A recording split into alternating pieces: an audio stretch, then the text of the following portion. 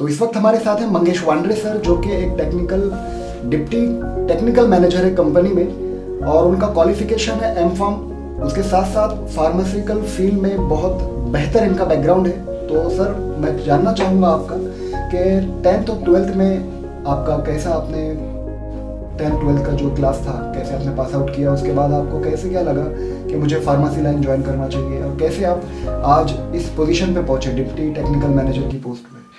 Good afternoon, मैं मंगेश वांड्रे। मैं pharmacognosy and phytochemistry में 2009 में government college of pharmacy Amravati से पास आउट हुआ हूँ। जब मैं 10वीं में था तो उस वक्त मुझ में क्यूरियोसिटी ये रहती थी कि दवाइयाँ, जो भी कोई भी दवाई का पैकेट देखूँ, मैं टैबलेट देखूँ, सिरप देखूँ, तो उसमें ये कंटेंट्स क्या रहते हैं क्या नहीं, इसके बारे में मेरे को 10वीं में से ही एक क्यूरियोसिटी डेवलप हुई थी। तो साइंस में भी मेरे को एडमिशन है। साइंस में तो तकरीबन बचपन से ही बहुत इंटरेस्ट था। उसमें भी हेल्थ रिलेटेड जितने भी कंसेप्ट रहते हैं उसको भी मैं सुनते रहता था। 10वीं से ही उसमें मुझे कुछ ना कुछ करना चाहिए था। तो 10वीं के बाद मैं जैसे ही फर्स्ट क्लास पास हुआ तो मैंने जनरल साइंस फील्ड चुनी, क्योंकि अगर मुझे मेडिसिन या मेडिकल फैकल्टी में आना है तो मुझे वो जनरल साइंस जिसमें बायोलॉजी रहता है वो सब्जेक्ट तो चुनना था। इसलिए मैं फिर जनरल साइंस में एडमिशन लिया। 12वीं में मैंने पीसीबी जो बोलते हैं, फिजिक्स केमिस्ट्री और बायोलॉजी में मेरे को 85% मार्क्स थे। उसके बदौलत मुझे, जब मैंने बी.फार्मा एडमिशन लेना चाहा, उस प्रोसेस जैसे रहती है कि DT यानी डायरेक्टरेट ऑफ टेक्निकल एजुकेशन रहता है महाराष्ट्र स्टेट का, वो 12वीं के रिजल्ट्स के बाद नोटिफिकेशन जो रहता है बी.फार्मा एडमिशन के लिए वो देते हैं। वो न्यूज़पेपर में रिलीज होने के बाद जब मैंने एडमिशन किया तो उस बिकॉज ऑफ पीसीबी के मार्क्स के कारण मुझे गवर्नमेंट कोटा में एडमिशन मिली। अभी तो एडमिशन की प्रोसीजर्स कुछ बदल गई है, फीस स्ट्रक्चर भी बदल गया, लेकिन उस वक्त वो इस तरह से थी कि उसमें मैं एडमिशन ले सकूं, क्योंकि उस वक्त उतनी फाइनेंशियल कंडीशन नहीं थी। उसके बाद जैसे कि मैंने बोला कि मुझे पहले से ही यानी 10वीं से ही मेरे में क्यूरियोसिटी थी कि ये दवाइयाँ कैसे बनती हैं। तो एक फार्मा की जब मैं एडमिशन लिया तो जैसे ही मैंने एडमिशन लिया और मैं कॉलेज में एंट्री किया तो मेरे मन में एक ये आया कि नहीं, जब मैं यहाँ से पास आउट होकर निकलूँ, ग्रेजुएट होकर निकलूँ, तो इस तरह से पढ़ाई करूँ कि जो बेसिक्स है फार्मा के, जो दवाइयों के मेडिसिन के प्रोडक्शन में लगते हैं, बनाना, उसके एनालिसिस करना, वो बेसिक्स को मैं कवर कर सकूं, जिससे कि आगे चल के मैं कुछ रिसर्च में काम कर सकूं। ये मेरा उसी वक्त बन गया था। उसी के अनुसार मैंने पढ़ाई की। मैं बी.फार्मा हुआ 2006 में। 2006 में मैं बी.फार्म होने के हुआ तो हुआ, लेकिन उसके बाद मेरा, जैसे कि मैंने बोला था कि मुझे रिसर्च में कुछ करना है, तो इसके लिए एक जब हम पोस्ट ग्रेजुएशन के लिए जाता है तो फार्मा में एक रहता है कि गेट जो एग्ज़ाम दिया, अभी जीपैट हो गई है, तो गेट एग्ज़ाम को पास कर सके। इससे कारण क्या होता है कि आपको 1-2 साल के लिए फेलोशिप भी मिलती है, और दूसरी चीज़ आप गवर्नमेंट में भी एडमिशन्स के लिए ट्राई कर सकते हो। ठीक है, तो उसके अनुसार मैंने 2 बार गेट क्वालिफाई भी किया। 2007 में मैं, फिर 2006 में किन्हीं कारणों की वजह से, फाइनेंशियल कंडीशन की वजह से मैं एडमिशन नहीं ले पाया। तो उस वक्त मैंने 1 साल एक फार्मा कंपनी है नागपुर में, वहाँ पे 1 साल काम किया as an quality control chemist. उसके बाद फिर से मैं गेट क्वालिफाइड हुआ, तो फिर मुझे government college of pharmacy Amravati में एम.फार्म फार्माकोग्नोसी में एडमिशन मिली। वहाँ पे मैंने 2 साल एम.फार्मा किया। उस वक्त भी मेरा वही था कि रिसर्च में किस तरह से काम करना चाहिए। तो इसके लिए मेरी जो फील्ड है अभी फार्माकोग्नोसी, यानी एक ऐसी बात कर सकते हैं कि वनस्पतियों से बनने वाली औषधि, उसके ऊपर भी रिसर्च के लिए बहुत बड़ा स्कोप है। अभी कोविड के में आपने देखा होगा कि बहुत सारे आयुर्वेदिक मेडिसिन के बारे में लोग ट्राई कर रहे थे, काढ़ा पियो जिससे कि आपकी इम्यूनिटी बढ़े। तो उसी से रिलेटेड भी मेरा और अच्छा बन गया। मैं खुद होके मोटिवेट होने लगा कि नहीं, आगे चल के मुझे इसमें बहुत सारा काम करना है। उसके बाद मैंने एकेडमिक्स ज्वाइन किया। 2 साल नागपुर में एज एन टीचर काम किया। उसके बाद 1 साल में लातूर में लेक्चरर्स के लिए काम करने गया। वहाँ पे मैंने लातूर के कॉलेज में 1 साल असिस्टेंट प्रोफेसर करके काम किया है 2012 में। उसके बाद मैं पीएचडी में रजिस्टर्ड था अमरावती यूनिवर्सिटी से। तो पीएचडी कंप्लीट करने के लिए मैंने फिर एकेडमिक से ब्रेक लिया। 2 साल मैंने वहाँ पे रिसर्च के ऊपर काम भी किया, लेकिन किन्हीं कारणों से मेरी पीएचडी कंप्लीट नहीं हुई। उसके बाद फिर मैंने एक अपॉर्चुनिटी आई मेरे पास कि एक लेबोरेटरी में काम कर सकूं। तो लेबोरेटरी में काम भी मेरा फार्माकोग्नोसी यानी वनस्पति से बनने वाली औषधियों के एनालिसिस से रिलेटेड था, इसलिए मैं उसको उस नौकरी के लिए तैयार भी हो गया। वहाँ मैं 2014 में ज्वाइन होने के बाद आज मुझे 7 साल हो रहे हैं। वहाँ पे मैं आज डिप्यूटी टेक्निकल मैनेजर हूँ। वहाँ पे मैं वनस्पति से बनने वाली औषधि उनके एनालिसिस देखता हूँ। मैं होम्योपैथी, एलोपैथी, उसके बाद जो कॉस्मेटिक्स रहते हैं, कॉस्मेटिक्स एनालिटिक्स, इसको देखता हूँ। उसके एनालिसिस के ऊपर मैं एक साइनिंग अथॉरिटी करके भी हूँ, वहाँ पे काम कर, वो भी साइनिंग अथॉरिटी पर बन के मैं काम कर रहा हूँ। तो एक है कि आगे और मुझे भी करना है कि मुझे आगे और इस फील्ड में क्या कर सकूँगा, उसके बारे में भी मैं सोच रहा हूँ कि जिससे कि आगे चल के एक सोसाइटी के लिए एक अच्छी मेडिसिन भी मिले और फार्मा कंपनी के ग्रोथ के लिए भी वो अच्छा हो। तो ये मेरा एक बैकग्राउंड है, इस तरह से मैं इस पोजीशन पे पहुंचा हूँ। आगे चल के और अच्छे पोजीशन पे पहुंचना है, तो ये मेरा एक बैकग्राउंड मैंने आपसे शेयर कर लिया। पूरी तरह लॉकडाउन लगा, कोरोना आया, तो इस दौरान लाखों करोड़ों लोगों की जॉब्स गई, लेकिन ये फार्मेसी ही फील्ड एक ऐसी फील्ड है जिनका एम्प्लॉयमेंट पे कोई इफेक्ट नहीं पड़ा, बल्कि ये ग्रो करते गई। कई ऐसी कंपनी हमारे नज़र में है जिन्होंने अपने एम्प्लॉयज़ को 10-10 हज़ार रुपये अपनी सैलरी में प्लस ऐड करके उन्हें एक गिफ्ट के तौर पे दिए। ऐसी भी कुछ कंपनी हमारे कांटेक्ट में जिन्होंने सैलरी के साथ साथ उनको 10-10 हज़ार रुपये दिए एम्प्लॉयज़ को, इतना ग्रो करे। तो हम जानना चाहेंगे सर कि अनएम्प्लॉयमेंट का ऐसी कुछ कंडीशंस, कोरोना जैसी आगे चल के कुछ ऐसी और भी कोई बीमारी आती हो या ऐसी कोई आपदा आती हो हमारे देश में, तो क्या उसका इम्पैक्ट आपकी फार्मेसी जो फील्ड है उस पर पड़ता है? नहीं, फार्मास्यूटिकल पे तो नहीं पड़ेगा। अभी कैसा है कि दौर ऐसा है, एक चीज़ बहुत इम्पॉर्टेंट है। अभी आपने सुना भी होगा कि कोविड के बारे में ये था कि वर्ल्ड वॉर का एक जरिया एक इन्फेक्शियस डिसीजेस के तौर पे भी हो, तो बहुत सारा आप बता नहीं सकती। क्या हो रहा है कि जिस तरह से मॉडर्नाइजेशन बढ़ता है, तो इन्फेक्शियस डिसीजेस का जो भी प्रमाण है वो बढ़ने वाला है। आज आप कोविड को देख रहे हो, एक कोविड-19 वायरस के बारे में बात कर रहे हो। आगे चल के कुछ भी सिनेरियो हो सकता है कि उस वक्त आप ये इस तरह और एक कोई भी वायरस आ सकता है। आप ये नहीं बोल सकते कि कोविड-19 से आप छुटकारा भी पा लो।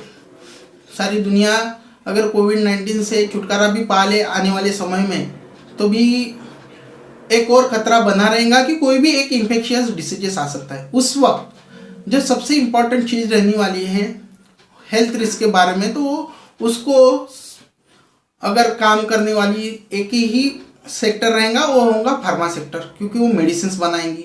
जिस तरह से आप देख रहे हैं कि कंपटीशन सी लगी रही है कि वैक्सीन्स बनाया जाए। अगर वैक्सीन्स बन जाती है कोविड-19 के ऊपर, तो एक जरिया हो जाता है कि आप उस बीमारियों से पेशेंट्स को भी फायदा मिले, जल्दी से पेशेंट्स क्योर हो, डेथ रेट भी कम हो जाएंगी, और आगे चल के एंटीबॉडी तैयार होने के बाद उस तरह से जो इन्फेक्शंस का रेट बढ़ रहा है कोविड-19 का, वो भी ना बढ़े।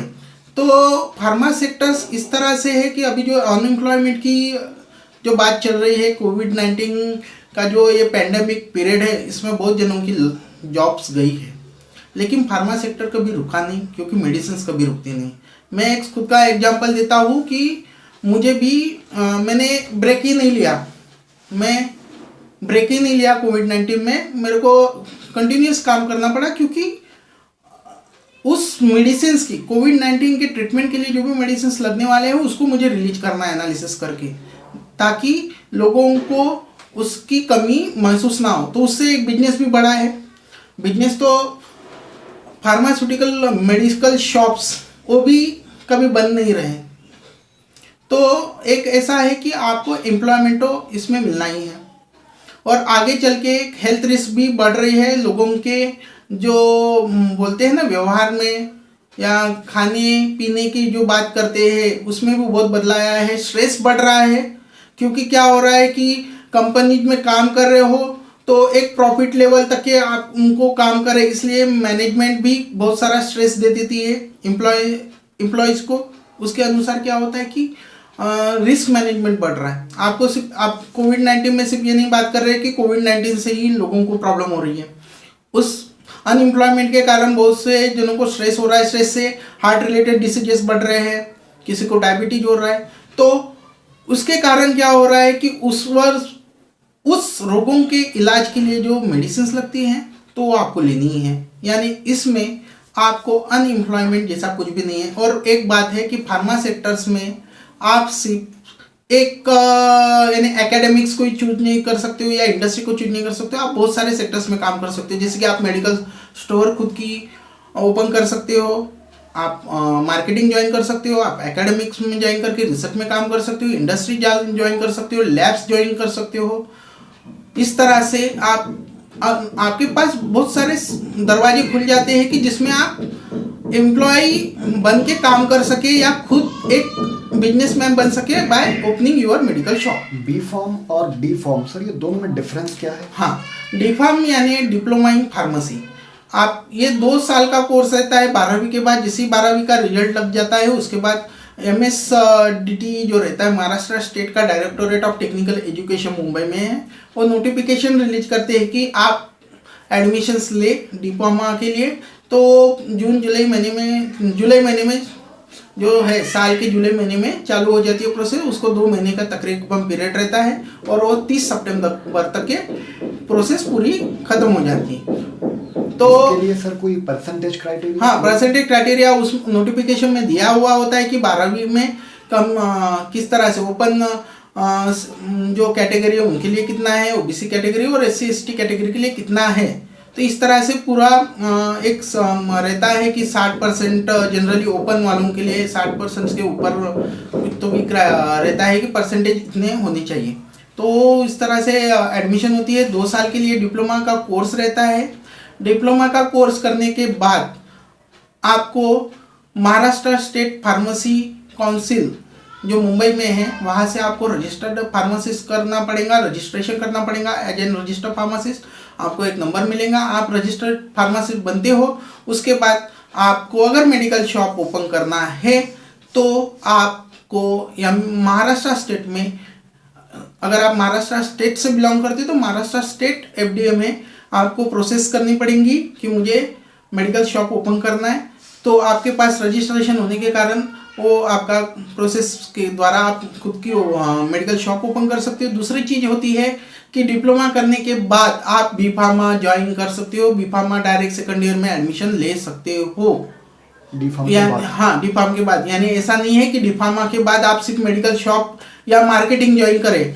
आपको पढ़ने का भी पूरा एक ऑप्शन रहता है जिससे कि आप ग्रेजुएशन कर सके। तो आपको direct second year B pharma में एडमिशन मिलती है। उसके बाद आप 3 साल बी फार्मा करके उसके बाद भी आपको अगर पढ़ना हो तो आप पोस्ट ग्रेजुएशन भी कर सकते हो या डॉक्टरेट भी कर सकते हो। इसका मतलब ये है कि डिप्लोमा के बाद सिर्फ आप सीमित नहीं हो रहे हो मेडिकल शॉप ओपन करने के लिए या फिर मार्केटिंग ज्वाइन करने के लिए as an MR medical representative. तो ये एक डिप्लोमा का भी एक बहुत अच्छा फायदा है कि आप डिप्लोमा करने के बाद एकेडमिक्स यानी ग्रेजुएशन कंप्लीट करके आप एकेडमिक्स में भी आ सकते हो। बी फार्म के बारे में बताइए सर कि बी फार्म कितने साल का course? B pharm means bachelor of pharmacy का कोर्स रहता है। जैसे कि मैंने बताया 12वीं का रिजल्ट लगने के बाद Maharashtra state directorate of technical education जुलाई में आपको नोटिफिकेशन जारी करता है कि आप इस तरह से उसके जो प्रोसेस रहती है वो 2 महीने की प्रोसेस रहती है। 30 सितंबर तक की आप कर सकते हो। इसके लिए क्या होता है कि 12वीं में आपके PCB के फिजिक्स केमिस्ट्री एंड बायोलॉजी, ये जो PCB ग्रुप है उसमें आपको फर्स्ट क्लास आना बहुत ज़रूरी रहता है। उसके बाद CET की एक कॉमन एंट्रेंस एग्जामिनेशन होती है, उसको भी पास करना पड़ता है जो कि महाराष्ट्र स्टेट गवर्नमेंट लेती है। वो दोनों मार्क्स का एक मीन एवरेज बनता है और उसके ऊपर से आपकी एडमिशन तय हो जाती है कि आप बीफार्मा में एडमिशन कर सके। बीफार्मा की एडमिशन अगर आपको करनी है तो यूनिवर्सिटीज रहती है, नागपुर यूनिवर्सिटी है, अमरावती यूनिवर्सिटी है, बॉम्बे यूनिवर्सिटी है। आप इन यूनिवर्सिटी में एडमिशन ले सकते हो। बैचलर ऑफ फार्मेसी का कोर्स रहता है 4 साल का। 4 साल का ये कोर्स है, क्योंकि एक प्रोफेशनल कोर्स 4 साल का ही रहता है, तो 4 साल में आपको बीफार्मा का कोर्स रहता है। बीफार्म करने के बाद आप एक मेडिकल शॉप, जैसे मैंने बोला कि बीफार्म करने के बाद अगर आपकी फाइनेंशियल कंडीशन अच्छी नहीं हो या आप खुद का एक मेडिकल स्टोर ओपन करना चाहते हो, तो आपको डिग्री के बाद जैसे ही बैचलर हो जाते हैं आप MS Maharashtra state pharmacy council जो है मुंबई में, वहाँ से आप रजिस्ट्रेशन कर सकते हो एज एन फार्मासिस्ट। उसके बाद रजिस्टर नंबर लेके आप FDA के द्वारा खुद की मेडिकल शॉप ओपन कर सकते हो। आप एकेडमिक्स में जाना है तो आपको पोस्ट ग्रेजुएशन रहता है, ठीक है। उसके बाद आप मार्केटिंग में भी जा सकते हो या फिर इंडस्ट्री या लैब्स में आप काम कर सकते हो। इंडस्ट्री में आपको 3 प्रकार रहते हैं, प्रोडक्शन है, QA QC, इन किसी भी सेक्टर में आप काम कर सकते हो। अगर आपको एकेडमिक्स में जाना है बीफार्मा के बाद, तो एक graduate aptitude test team pharmacy रहती है, GPAT जिसको बोलते हैं।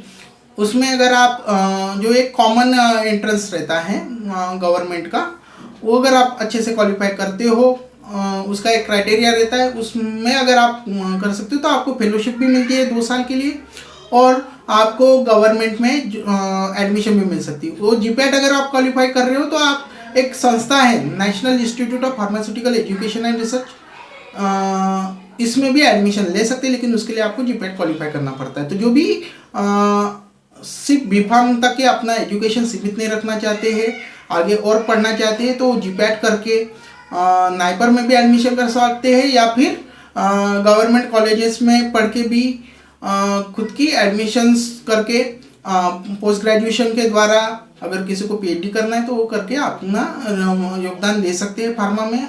और उसके अनुसार भी जॉब्स रहते हैं, जैसे कि आप पोस्ट ग्रेजुएशन करते हो तो पोस्ट ग्रेजुएशन के बाद आपको लेक्चरशिप में भी जॉब्स रहते हैं, आपको इंडस्ट्री में अच्छे जॉब्स रहते हैं। जैसे कि इंडस्ट्री में रहता है रिसर्च एंड डेवलपमेंट, जो कि मेडिसिन को बनाते हैं और उसके एनालिटिकल पैरामीटर्स को भी चेक करते हैं, उसके स्टेबिलिटी को भी चेक करते हैं, तो वहाँ पे भी काम कर सकते हो। प्रोफेशनल जो इस तरह से जो काम कर रहा है डेफिनेटली एक सराहनीय, और ऐसे बहुत सारे अगर NGO आते हैं जो, और ये जो इनका सबसे बड़ी चीज़ है कि बच्चों को मोटिवेट करना है, क्योंकि भविष्य देश का बच्चों के हाथों में रहता है। अगर वो बच्चे, और जनरली कैसा होता है कि 10वीं के बाद ही बच्चों का भविष्य तय हो जाता है।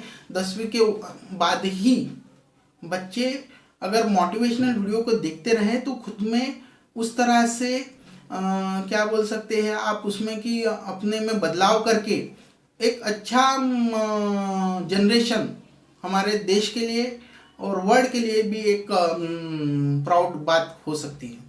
तो ये बहुत ही अच्छा सराहनीय काम है। आगे चल के आपको उसमें बहुत सारी शुभकामनाएं।